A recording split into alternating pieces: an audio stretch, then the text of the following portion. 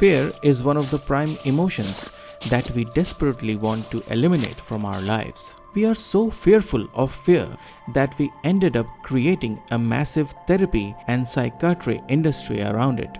But then, if we want to get rid of fear so badly, how do we explain our parallel affinity towards horror movies, Halloween, adventure sports, and other activities that we find fearful and pumps our adrenaline? Do we really want to get rid of our fears or love them unconsciously? What if I tell you there exists a rare group of individuals who are completely free from any sense of fear and yet unhappy about it? Yes, unhappy for being fearless and even wanting to return to having their fears again. In this video, we will take you through the stories of two individuals who lost their ability to feel fear. And through their stories, we learn the ironic nature of fear and why feeling no fear is not a condition you would want to be in. So without further ado, let's get started. The reason we feel fear is because of the amygdala, an almond-shaped structure in the brain that plays a key role in processing emotions, including fear. It is the amygdala that sends signal to the nervous system when we anticipate danger.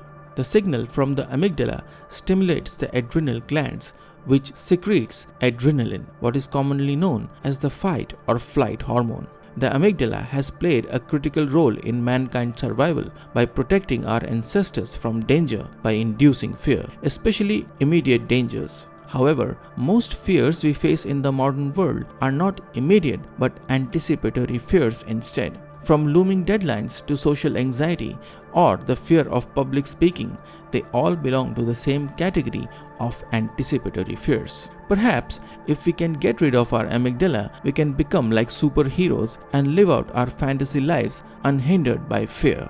You may be startled to know, but such people exist. However, their current life isn't anything like a superhero. In fact, if anything, their lives resemble that of a furniture. One such life is being lived by a lady codenamed SM046 who suffers from a rare condition called the Urbach-Wiethe disease. Around 400 people in this world suffer from the Urbach-Wiethe disease that damages the amygdala. As a consequence, these people feel no fear. SM046 developed this condition in her childhood, and since then, her sense of fear is simply non-existent. SM has experienced numerous life-threatening situations like domestic violence, being threatened at a knife point, and even at a gunpoint as well. Strangely enough, she took the same road back home where these events took place. It is obvious that living like that is not the best way to go forward. We cannot simply risk ourselves just because we cannot feel fear.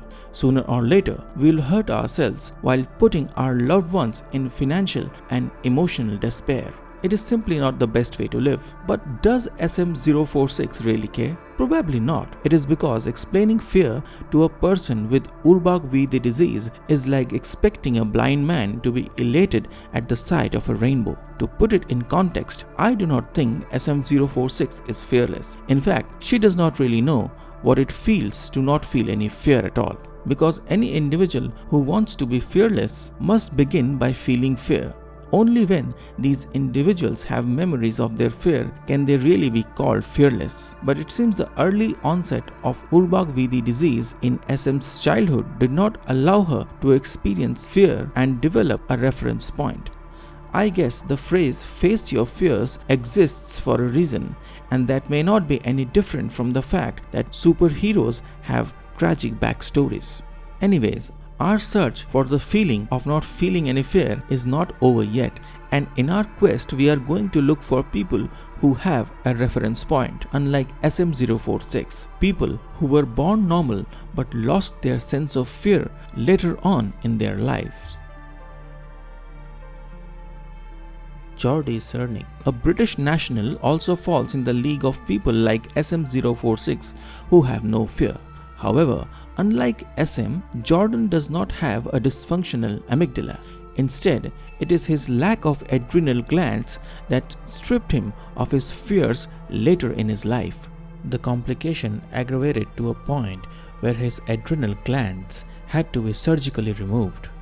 And from this point on, his fears disappeared. Before, when he lived a normal life, he would be on the edge when his children played outside. Now, after his surgery, he has to think if he should be worried about seeing his daughter going out with friends. However, unlike SM, Jordy does not have a dysfunctional amygdala.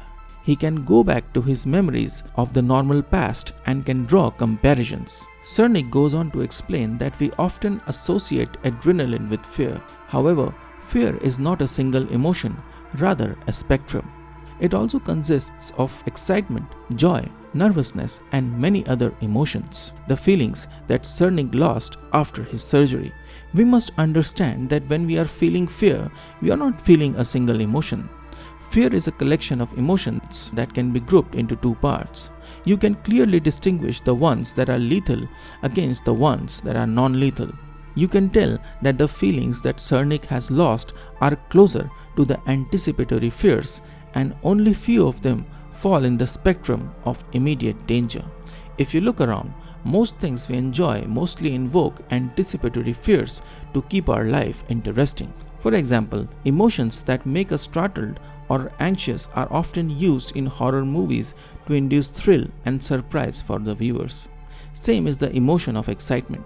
Just recall your experience of going to a haunted house when you were a kid, when you raced your car or motorcycle a little over the limit.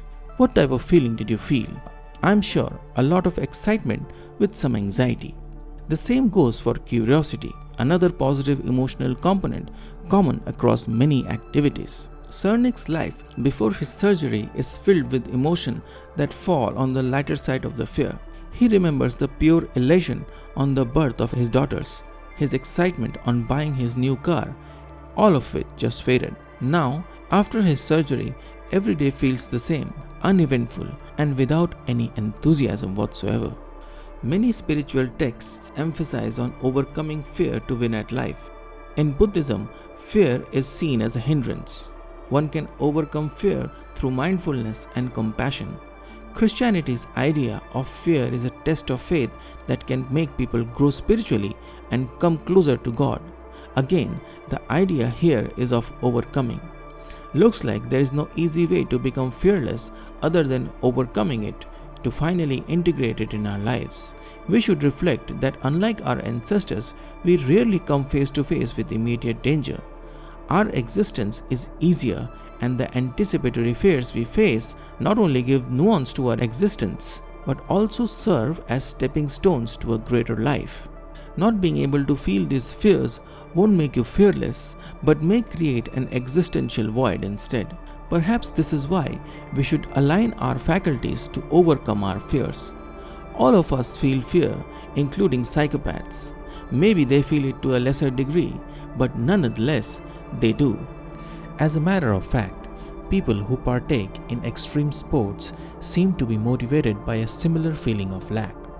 According to research, it looks like a lot of people who take part in risky sports, sensation-seeking, and negative risky behaviors do not perceive internal bodily functions as intensely as a normal person does. The truth is, no one in this world is devoid of fear, and very rarely are we going to find people who can tell how purposeless and boring our lives would be without fear. Remember that everything depends on our capacity to face, overcome, and integrate our fears. However, what we usually end up doing is associating our fears with the darker emotions. More fearful you are, the more possibility of seeing the darker emotions alone. And the more we fear, the less fear reveals its true nature, which is the fact that it has many shades to it and gives meaning and nuance to our lives. All it demands is to acknowledge it and realize the fact that it must be overcome. The fact that perhaps we are cursed with fear only to be blessed. Now, how much blessings can we unlock depends on how firmly can we stay put till we have overcome our fears, till we have also run our backstories to self-realization. And as for people like Cernik and SM, whose lives may seem interesting at the first glance, we are unlikely to know how dull and uninteresting it is for them to live without fear, maybe even purposeless. To this date, Cernik keeps testing his fears to see if they have come back or not. He hopes that one day he can get his fears back, but deep down, he probably knows it is unlikely to happen. Please like, share and subscribe if you loved the content.